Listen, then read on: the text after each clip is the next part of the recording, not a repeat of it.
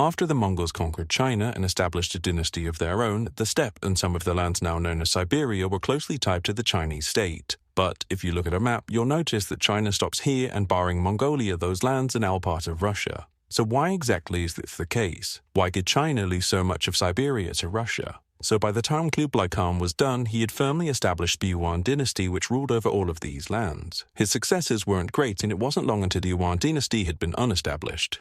It was reduced to a client state of the now ascendant Ming dynasty, alongside the Jurchen people to the east who were centered in the lands now known as Manchuria. In the late 16th century, Ming control collapsed there and it became independent under the Jin dynasty. In the 1630s, the Jurchens, who after some PR consultancy changed their name to the Manchus, defeated the northern Yuan and then turned their full attention to China proper, which was having some issues with rebellion. As all of this was going on, the Qin's northern border was being encroached by some new faces, the Russians. It weren't shocking to know that it wasn't long until the Pohar Nemahung. However, the Qin were too busy conquering China to respond. Beijing fell in 1644, at which point the Qin, after some more PR consultancy, changed their name to the Qing.